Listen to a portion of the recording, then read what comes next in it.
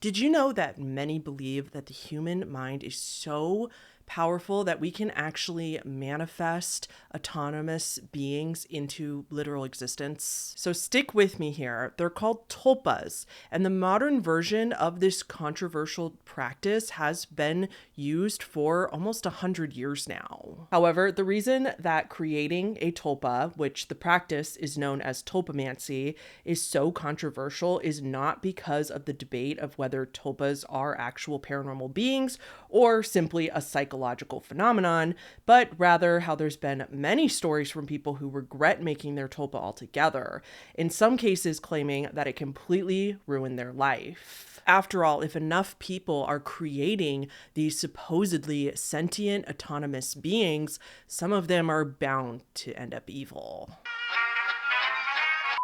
Hey humans, it's Hannah. Welcome back to the channel, or if you're new here, I do videos on creepy and disturbing things here. I'm so happy that you are tuning in to watch me today. Now, today's video is a little bit of a passion project for me, you could say.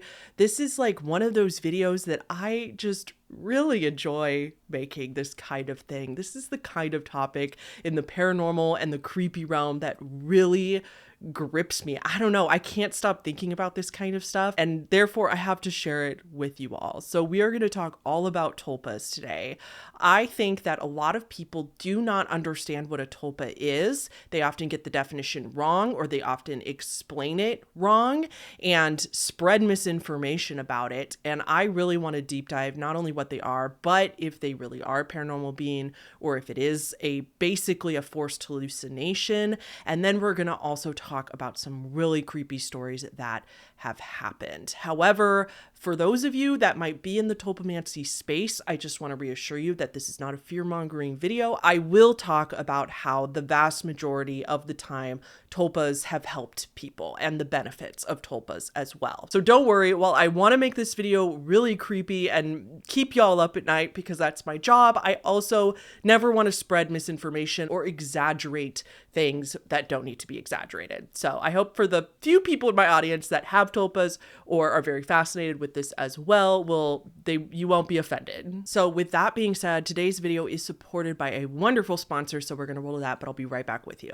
It is such a busy time of year for all of us, and that is why I would like to take a moment to thank today's sponsor, which is Factor, for making all of our lives a little bit easier. Factor delivers fresh, never frozen, chef-crafted, dietitian-approved meals right to your front door. Step 1, take your Factor meal, put it in the microwave for 2 minutes. Step 2, there is no step 2. That's the whole thing. You get to enjoy your meal without the cleanup, without the grocery shopping, without the food waste, and without the mess. My favorite is the chef's choice plan because I love pasta, but there is lots of plans to fit any type of lifestyle. They have a vegetarian plan, a vegan plan, they have keto, calorie smart. They even have a protein plus plan. They also have lots of add-ons if you need more snacky snacks throughout the week. So they have smoothies, shakes. They also have juices and other small bites. It's so fun to just peruse the weekly add-on menu. Like, ooh, what do I want to add to my cart this week? Today, I want to share with you the meal that I'm enjoying, which is their 4-cheese tortellini and Italian sausage pizza aiola? I don't know how to say that, but it also had sauteed kale and garlicky green beans in it. It was superb, especially for someone like me who has a really hard time cooking for just myself, and I'm also not a big vegetable girly, so when they're made for me, I'm way more likely to eat them. Head to factor75.com or click the link right below this video and use code 50HannahTheHorrible, that's 50 HannahTheHorrible, to get 50% off your first box plus free shipping. That's code 50HannahTheHorrible at factor75.com for 50% off your first box and free shipping. Thank you again to Factor for sponsoring today's video. The link and my code will also be below the video in the description box if you need it there.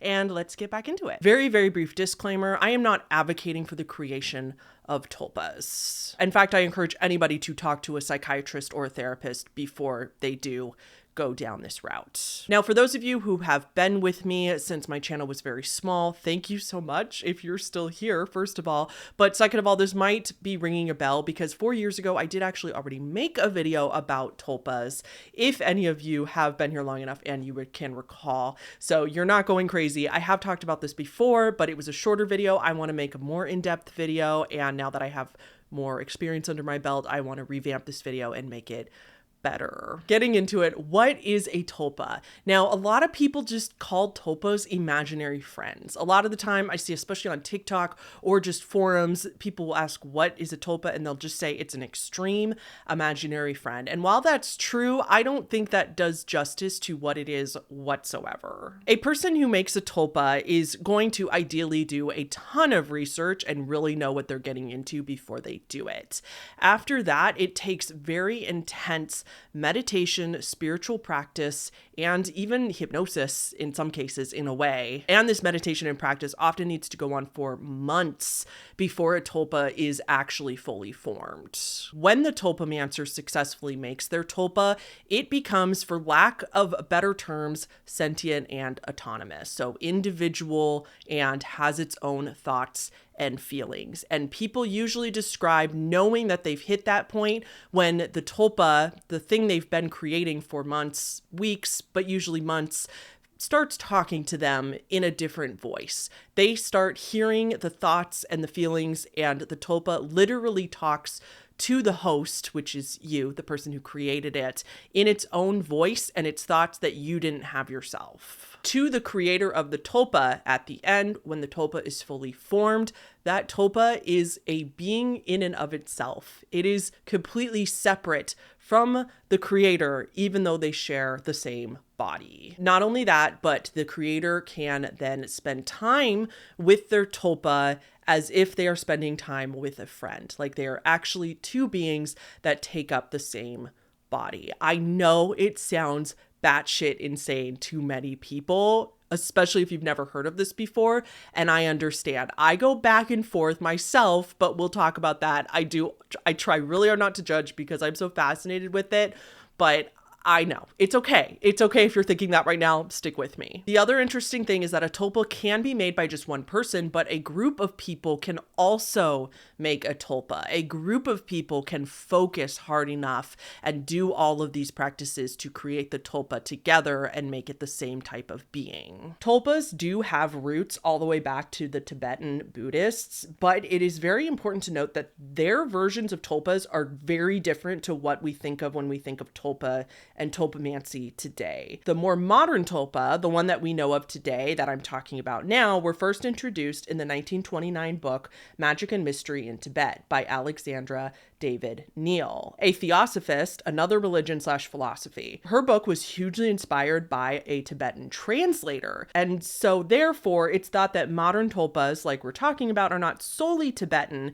but a combination of Tibetan and theosophist philosophies. So that's what a tulpa is and a little bit of a history behind them. So if you're still confused, that's okay. Let's talk about how you make a tulpa, how these people go about this process, and that will probably help it become more clear. There is a website called tulpa.info, which is probably the most well-known thorough source for creating tulpas. And there is a user on there named Abvieon, I think is how you say it. I'm so sorry if I'm saying your username wrong, if you ever happen to watch this, but you probably won't. And they created a extremely in-depth guide on everything tulpas, on how to make them, what to know going into it. And I would advise, if anybody was planning on making a tulpa, they should definitely take the time to read this entire thing, even though it's like book length long. I think it's over 100 pages, but I do believe that if somebody, this is a very serious thing to take on, whether the roots behind it are psychological or paranormal, this is something that could be a lifelong commitment. And this particular guide goes into literally every single detail you could possibly imagine. And I think if somebody was going to do this, they have a responsibility to read this entire thing before really deciding if they want to do this. Abvieon, the user who made this, started this guide in 2013, and I looked at the end of the guide, it said that they had continued working on it till at least 2021, so they have been updating it. So it should also be a pretty updated guide as well. I will try to remember to link that guide below, but the reason I bring that up is to say that I am summarizing their particular points on the actual creation process from that guide. So this is my words, my version of it, but I definitely got it directly from that guide. That was kind of the source I used. So I just want to give them credit to that because that was not me. I don't know how to make a tulpa. I have never done it. And after doing this video, I will not ever. So this guide first starts out with extensive warnings and stuff to consider, which I think is great because it talks about how making a tulpa could be a lifelong commitment. Once you create this thing, it may never ever go away, whether you like it or whether you want it to or not.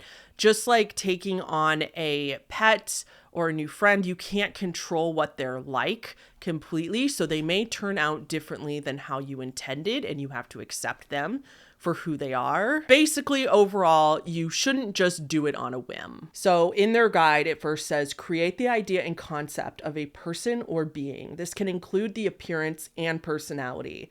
The idea can be basic or complex. Many people often choose a human form for their tulpa, but it can be basically anything. It can be a character from a TV show, My Little Pony.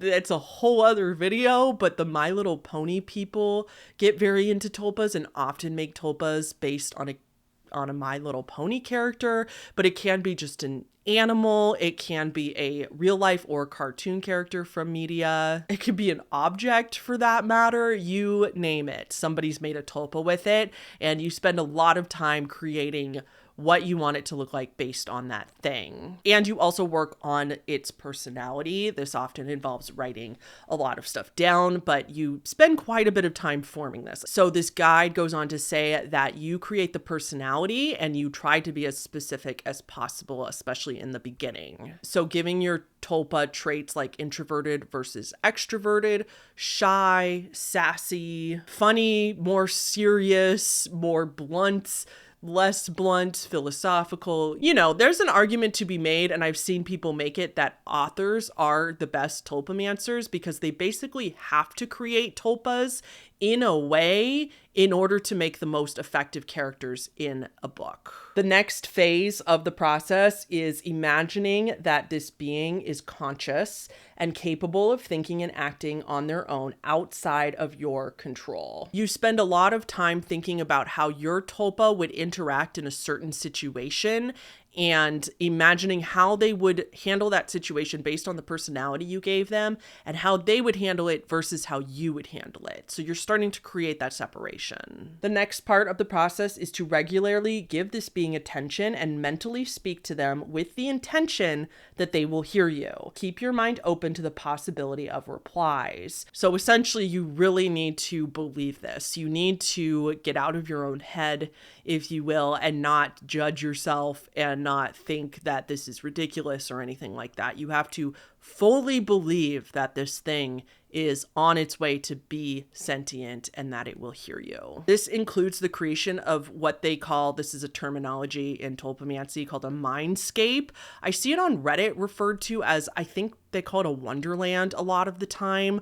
Some people don't prefer that term, but it is a place in your mind. You think of a setting that you go back to over and over, and it can be any nice place, you know, a cottage in the woods, a valley with flowers everywhere, a shopping mall for all that matters, a place in your home, like wherever you want, but it's in your mind, and it's a place that you can really detail out so it's easy to go back to in your mind because you've imagined it so many times. And that's a place where you and your tulpa can essentially hang out. And I know, this is sounding crazy to many of you, and I totally get it, but I'm just going to say one more time, like, just stick with me here. So all of those steps were basically to get a really good idea of what the being is supposed to be.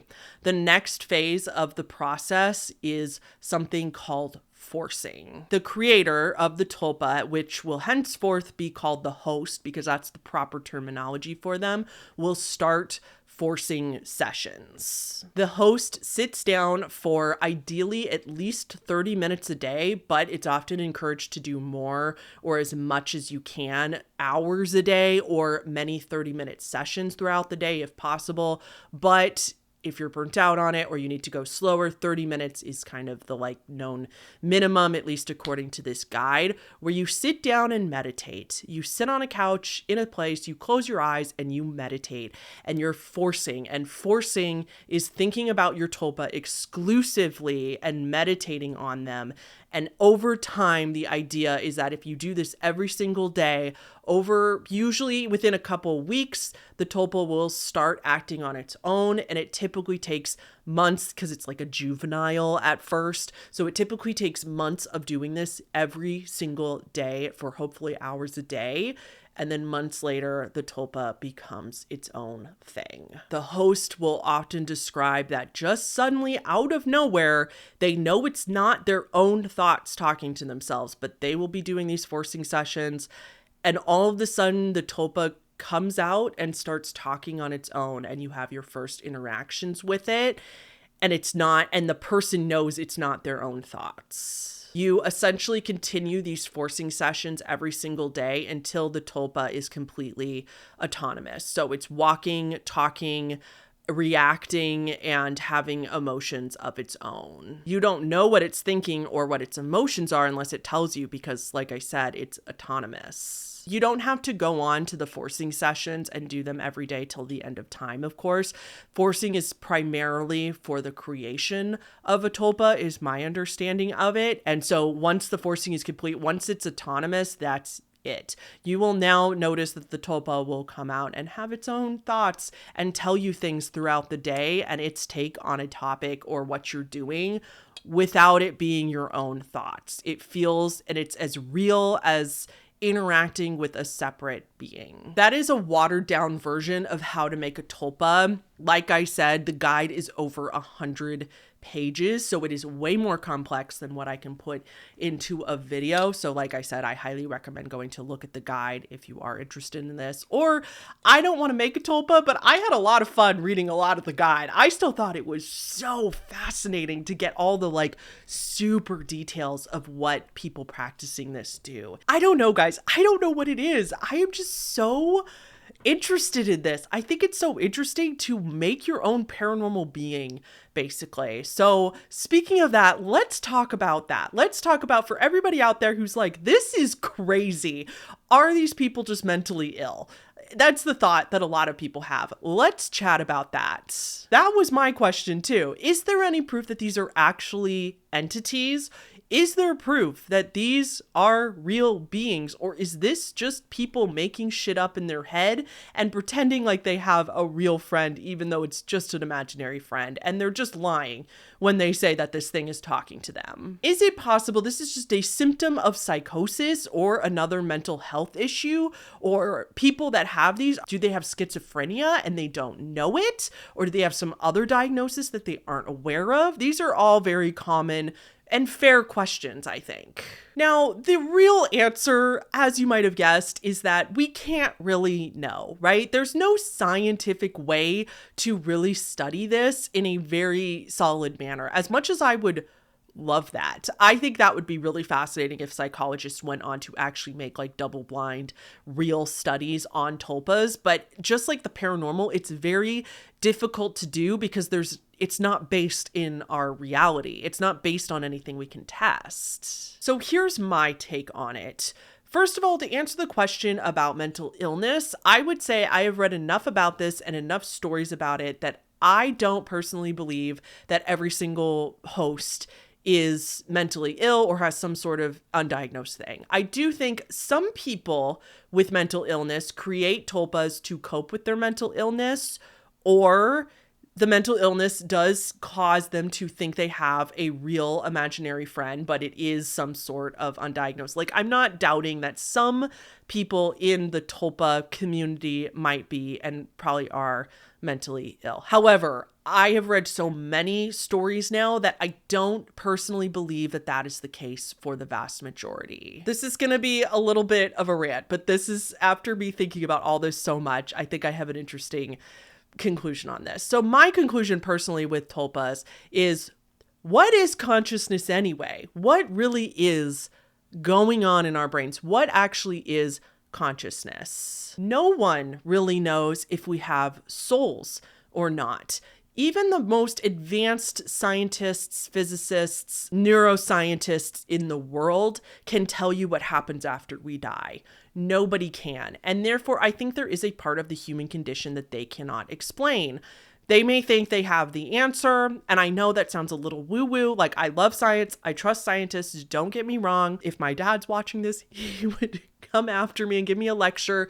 But I do have to say that I don't think that any of us really know if humans are just biology, if there's nothing more to us than biology and neurons connecting in our brains, or if our consciousness is separate from us, and if we have a soul, and therefore if part of us goes somewhere after we die.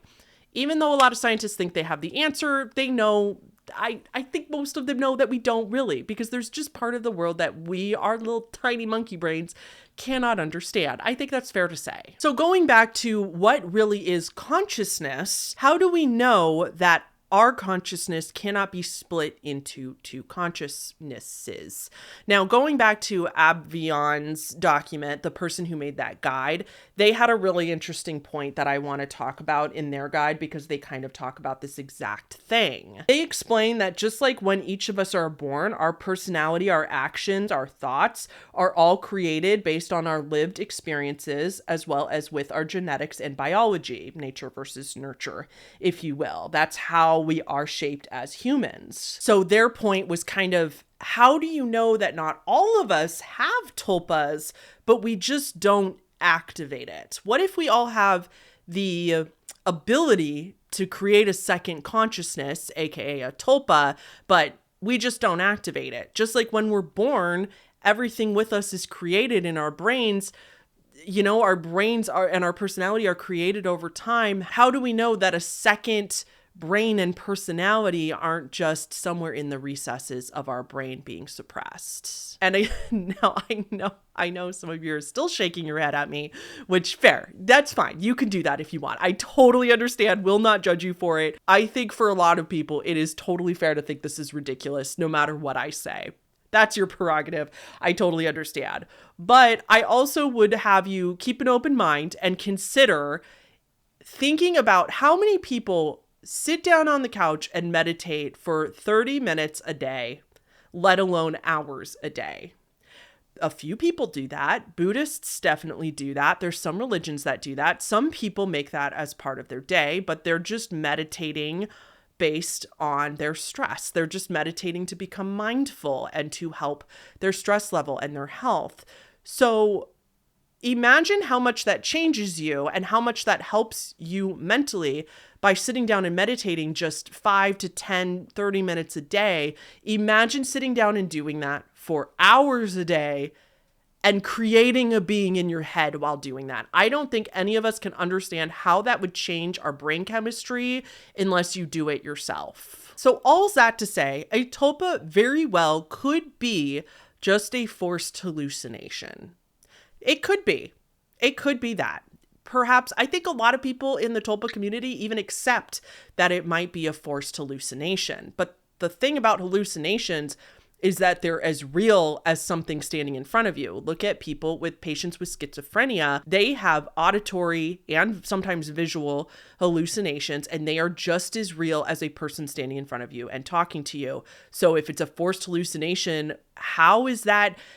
Who are we to say that that is not real? Does that make sense? Who are we to tell them that that is not real if it feels just as real to them as a person standing in front of you? So that's my take on it and why I don't think it's so-called crazy after I've looked so much into it. The other possibility is that if ghosts are real, if the paranormal is a thing, perhaps this is a paranormal thing. Perhaps people have the capability to make paranormal beings in their mind, and it's not a hallucination at all, but it's similar, you know, like we talked about the DMT elves in a previous video. When you take a certain psychedelic, you go to this world, and some people believe that you actually get to go to a different universe and it's not just hallucinations. Now.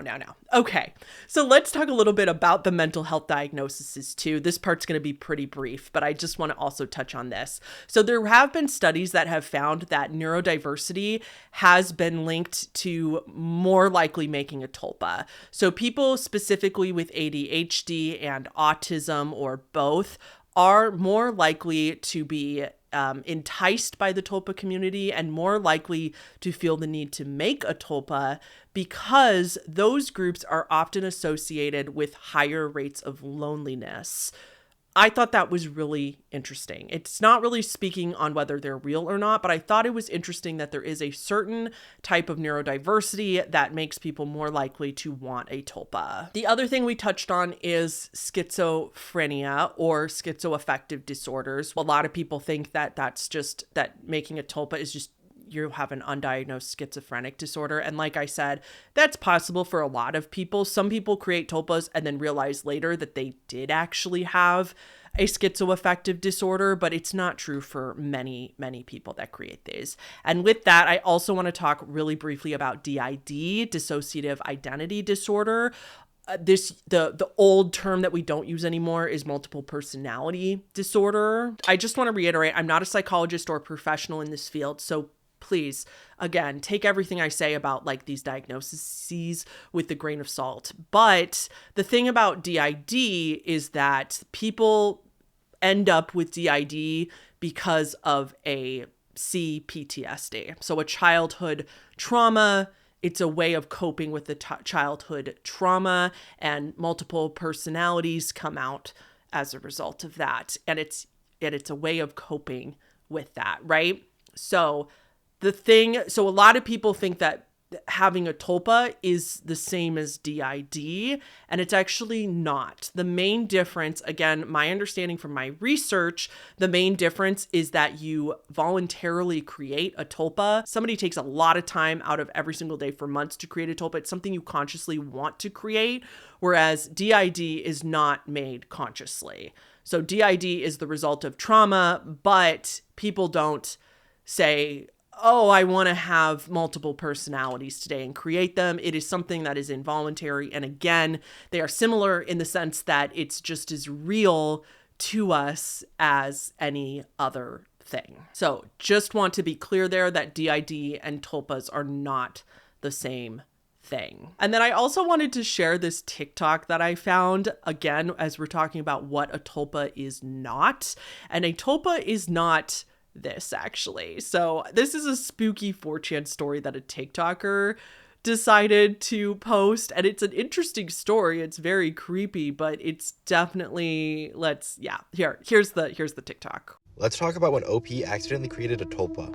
This thread starts on October 30th, 2008. OP says, "Hey /X, I need your advice on something." /X is 4chan's paranormal board. He says that for an art project at his school, he was creating a creepy looking doll. To make this doll, he wrapped his body in tape multiple times until it became solid enough to stand on its own, and he cut it off of him. Then he put clothes, a blonde wig, and really messy makeup on her, and he finished a couple weeks before the project was due, so he was just going to store the doll in the art teacher's classroom. Everyone at school was really creeped out by this doll, but I guess OP found it amusing to treat it as a real person. He even gave the doll a name, Carol. So he was probably talking to this doll and interacting with it every day. All week, Carol has been stored in the back corner of the class, until one morning they walk into the class and Carol is positioned right by the door, the complete opposite side of the room. Now obviously a lot of people are skeptical about this and they want pictures of the doll. OP and his friend are planning on destroying that doll the same day, and he says he'll take pictures then. And OP delivers.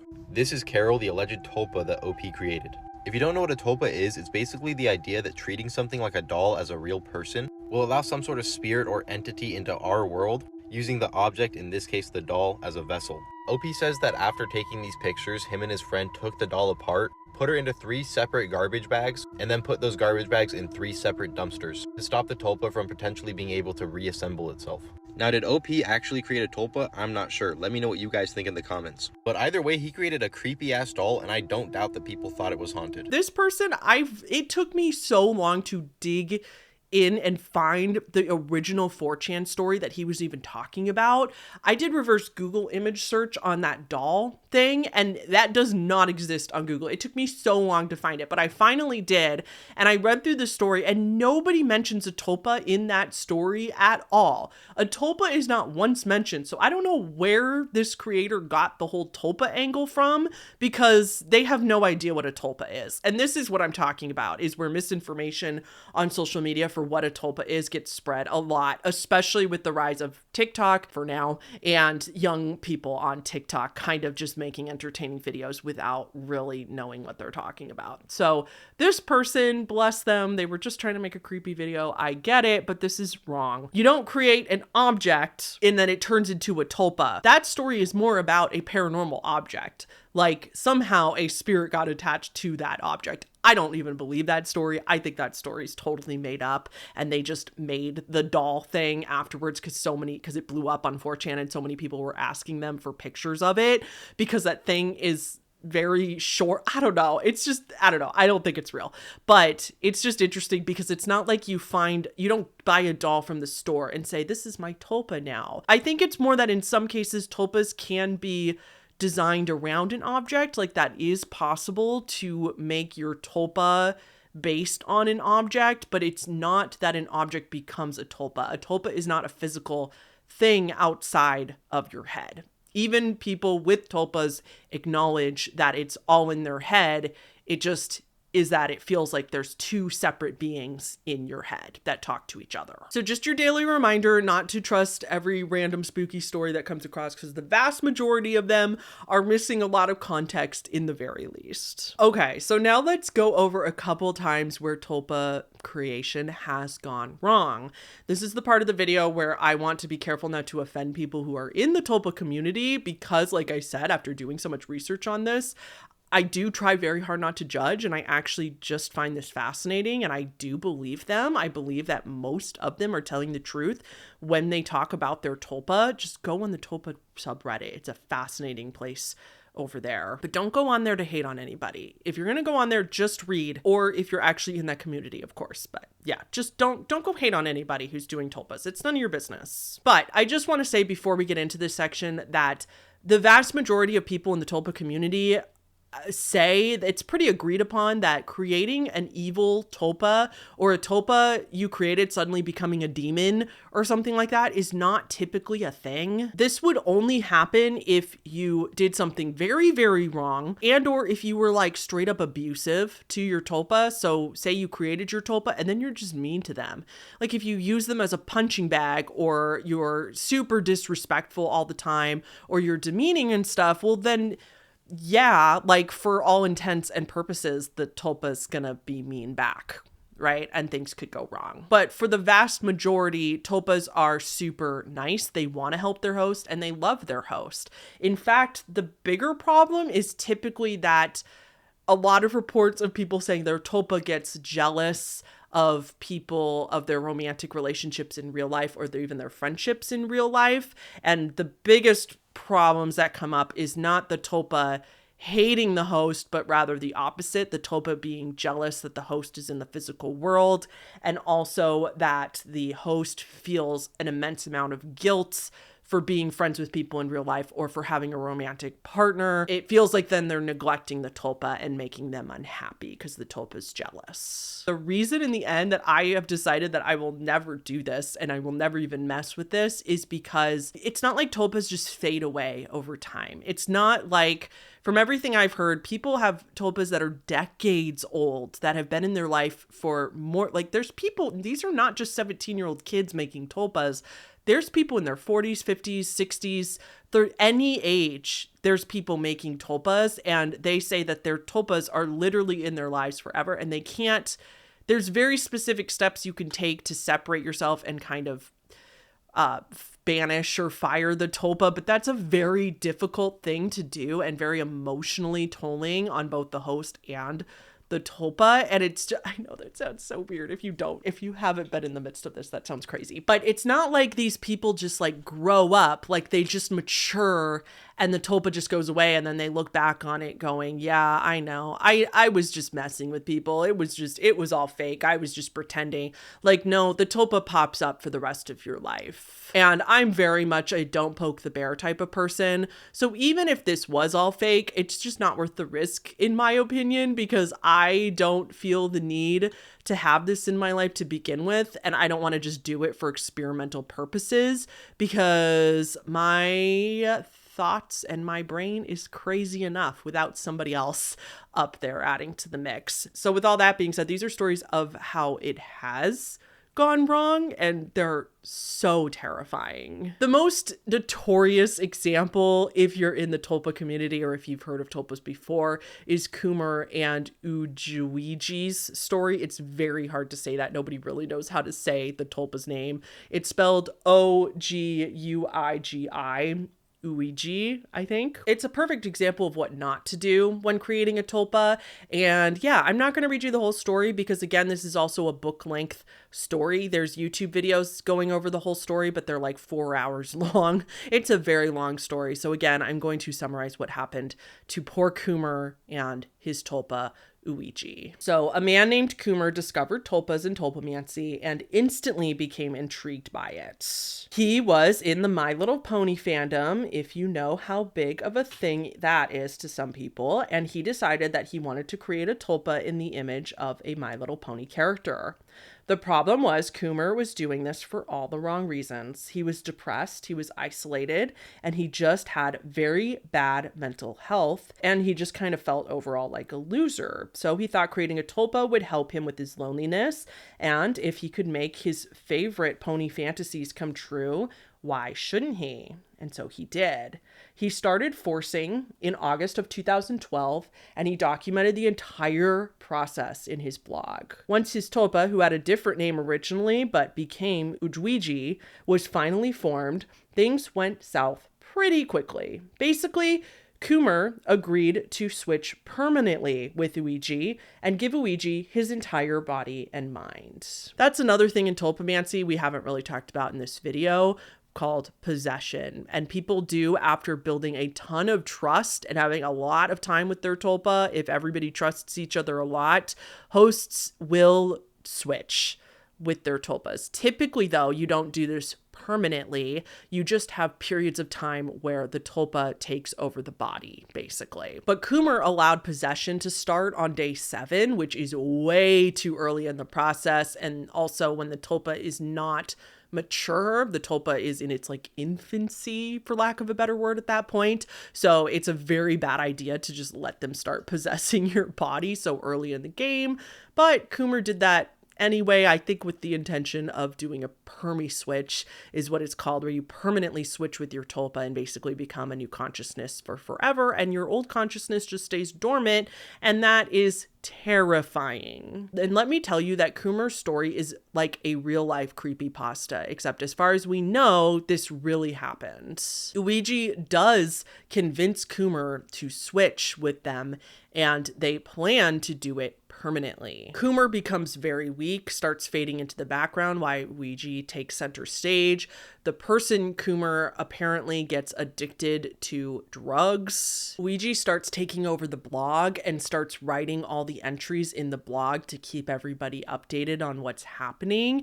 And it's weird because Oguigi's voice is not sinister. Like, Oguigi is very like normal and is just kind of talking about how like this is a normal thing to do and Koomer's fine. It's so creepy. It's so weird. And then the other terrifying part of this story is that once you have a tulpa, there's nothing stopping the tulpa from making its own tulpa. And if your tulpa is doing, like, you don't have control over your tulpa, right? Your tulpa is a separate being sharing your mind. So if the tulpa wants to make other tulpas, they can. And that seemed to be the case in Koomer's case. Oguigi kind of took control and then started inviting other tulpas in. And even though Oguigi wasn't inherently evil or a demon, Oguigi was inviting other tulpas in that did have nefarious intentions. Koomer did come back eventually. Koomer was able to get control over his body again. And the reason that so many people do believe that this is a real true story is because, I mean, first of all, the blog was extensive. It's incredibly long and it goes over several years where they were consistently keeping up with this. And it was just very detailed and stuff. It's possible that it was made up. Anything's possible to be made up on the internet. But he also came back and did an AMA on Reddit in 2019, several years after the whole thing finished. And Koomer came back to this AMA and explained to everybody that he deeply regrets ever making a Ouija and that the reason it all went wrong is because he did it for the wrong reasons in the first place. He said it took years to get Ouija to quiet down and kind of fade into the background, but it took years of separating himself and making that cutoff. Like, it took a lot of work to do that. Not only that, but terrifyingly enough, Koomer has said that even though he does have control of the body and everything again, and he doesn't really want Ouija to ever come back, he said it's kind of creepy because he has hinted at the fact that he can't say much about it because it would make things worse, but that Ouija has not in fact gone away completely, and that Ouija will probably never go away completely.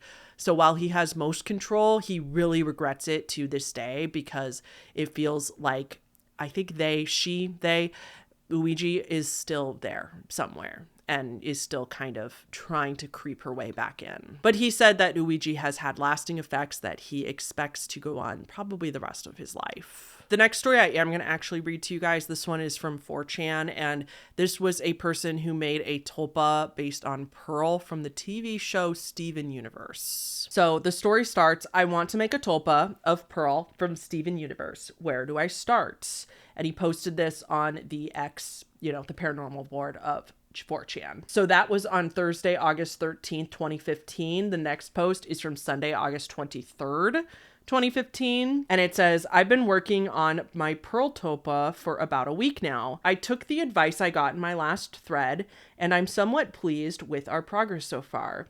Right now, she's not really able to talk, but I've finished creating her personality and visualizing her. But for some reason, she's overweight and her nose came up in this weird round shape.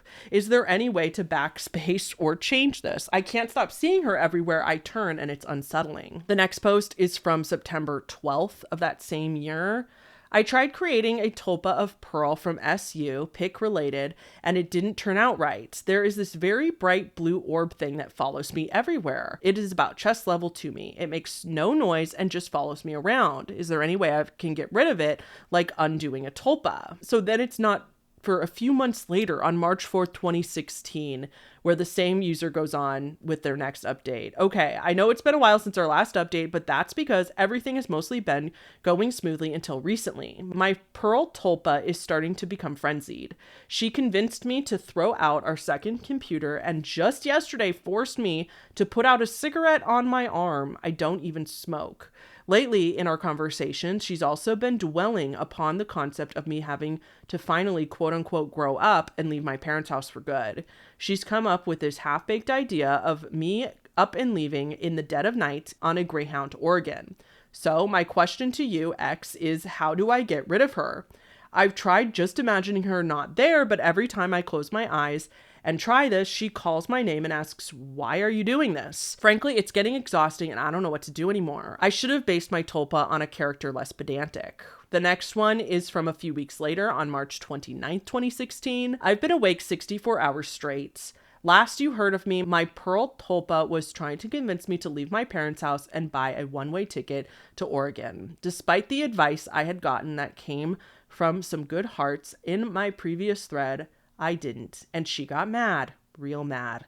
Lately, she's been spending time insulting me in demeaning and embarrassing ways, making fun of my current neat lifestyle, and bringing up incidents in my adolescence that I don't even recall telling her about. A neat lifestyle, by the way, stands for not in education, employment, or training. So it's a person who's unemployed and not receiving any education or vocational training. So basically, they aren't doing much in life at the moment. She told me that the girl I like knows that I fancy her and she finds me pathetic. I've been refusing to sleep because she's threatened to possess me while I'm asleep and ruin my life before making me K myself. I don't even enjoy my regular activities like playing emulators and browsing X anymore, because every time I do, all she does is ridicule my inadequacies the entire time. Every waking moment, all I do now is argue and attend to her. I want out of this. I wasn't responsible and stable-minded enough for this to ever work. I was warned and now I can't get rid of her. How do I make it stop? So now we've jumped again a few months later. This is July 6th, 2016.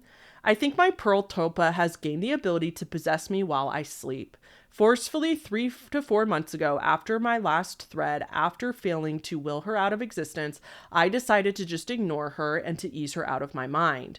She made a lot of desperate attempts at my attention, doing things from threatening me and my family to transforming into different things to try to block my path when I was walking somewhere. But eventually it reached a point where her presence has gotten so weak that I could simply walk through her. Shortly after, she stopped communicating at all. I thought it was close to over after that, but apparently not. Lately, my sleep schedule has been all kinds of fucked up. Instead of 8 hours a day, I sleep short periods, 2 to 3 hours throughout the day and late night. And lately, I've been waking up to seeing web pages and 4chan threads that I don't ever recall looking up or reading at all. I also have an ISO and 6 hours clocked saved file for Paper Mario: The Thousand-Year Door on Dolphin. I've literally never touched this game before, and I haven't even heard of it since childhood. I talked to a therapist about some of the problems I used to have with her and the damage a tulpa can have on my psyche, and he ended up prescribing me Prozac. All it did after a few days of taking it was make me sit in my closet with my headphones and blast noise music all day, so I stopped taking it. But 2 days ago, when I opened my medicine cabinet, I noticed about half of the bottle was empty for some reason. I also wake up feeling exhausted with my back aching and unquenchable thirst, just like I ran a mile before getting up. Right now, she's looking over my shoulder as I make this thread with a stern, disappointed look on her face. What does it mean? Am I just being paranoid? What kind of precautions should I make from her just in case she is possessing me? And then the final update is from months later on Sunday, November 25th, 2018, which would be 2 years later. The poster says, "It's been roughly 2 years since my Pearl Tulpa disappeared. A month or two after my last thread in 2016 on here, I had a complete meltdown. I felt suffocated by her, almost as if I was dying, and she was the one killing me. One day, I saw her just sitting in my computer chair, staring at me while I was changing. I tried asking her to stop and to give me some privacy, but a few minutes after, I started to slump over on my knees and scream incoherently while clawing at my neck as if I couldn't breathe. All I remember afterwards was mother started crying from the doorway as my father tried to resuscitate me. I suppose I blacked out after that and woke up in the psych ward where I spent a few days. After I checked out, I couldn't find my tulpa. I searched the entire room, the house, and even the woods 45 minutes away. She and I would go when we needed to be alone sometimes. She was gone and appeared to have just disappeared into thin air, and I was relieved for a while. My parents don't talk much about it and just said that I had a bad nervous episode, nothing more. I haven't been on X or even 4chan since then, out of sheer pain and anguish. I almost can't bear to look at this site without an immense feeling of dread and guilt washing over me. But I miss her so much now. I miss the company she gave me, and I miss her companionship. All of our rough spots mean nothing to me. She was my closest confidant before things went sour, and I ruined it because I got paranoid. I feel incredibly guilty for not seeing this sooner. I'm still taking my meds regularly, and I feel like I'm more mentally stable than I ever was, so I may be able to handle it this time." Okay, so that story is terrifying. Could it be fake? Again, like all stories on the internet, yes, of course it could be. The reason I don't is because it is just well written in the sense that it's like detailed and believable, and also the fact that OP kept coming back to it years later, like would re-update not every day but months apart, and then even come back 2 years later for an update does kind of make me feel like it might be a true story, or at least based on a true story. The reason why I think it might be BS though is because it also has a very clear beginning, middle, and end, which a lot of real life stories just don't have, unfortunately. And at the very end, they imply that they think that they're in a better place, so they're going to bring Pearl back, and kind of leaves it at this really ominous, scary ending of like, I think I'm gonna try again, and then OP just disappears forever. That's very creepypasta like, in my opinion, so I could go either way on that. I do think it's still a really fascinating story that again kind of shows you to basically the moral of most of these stories is to not make a tulpa for the wrong reasons. I read another story about somebody named Vio and Mia. I'm not going to read the whole story to you. If you want to pause to read, you definitely can. And that one was also interesting and scary because it has a happy ending, don't worry, but some of the implications are that the tulpa, the frustration from not being able to create the tulpa not coming even after so much forcing and concentrating, actually made this person also have really, really, really dark thoughts, if you know what I mean. And that's another way that this can go wrong, is that if somebody is so desperate for that companionship and for a friend being in the form of a tulpa and they just don't come into existence, that can also make people go to a very dark place. So there's also, of course, if you look around the tulpa community, there's also the story of the Peridot, I think is what it's called. Peridot is another character in Steven Universe, the same show that this one is based on, but I believe it's a different person who made a tulpa, and it was off of the Peridot character. And the story, it's really not a long story. It's just that they created a tulpa but accidentally made it with no limbs, and it apparently is this limbless, creepy Peridot character from Steven Universe that also just goes on to scream obsessively and nonstop. So that's another pretty creepy story. There is, of course, more stories out there. And I think for most people, the bad thing that happens when tulpas go wrong is the vast majority of the time, it's just people regretting making them because they didn't think it would work, or they thought it would be great. But then once they had them and realized that they were never going away and that this was a lifelong commitment, you know, I think that that's a lot of the times where it goes wrong, where it's not that people like the tulpa's evil or anything. It's just that now they feel like they've adopted a pet that they'll never get rid of, basically. It reminds me a lot of people who adopt a parrot, because all the videos on TikTok and social media are very cute. And don't get me wrong, parrots are amazing. I love videos of parrots, but people get them and then don't realize that they just signed on to have a toddler for the rest of their lives that they are solely responsible for and can barely ever travel or have any freedom anymore because they basically have a toddler 24/7. And it just kind of reminds me of that, of where people think it sounds really awesome and then once the reality of it is very different. Okay, I have been going on about this for long enough. I would love to know your guys' thoughts on this. Like I said, I'm so fascinated by this topic. This is one of my favorite things to talk about. I don't know. I just think it's so fascinating, the idea of making your own paranormal creature, basically.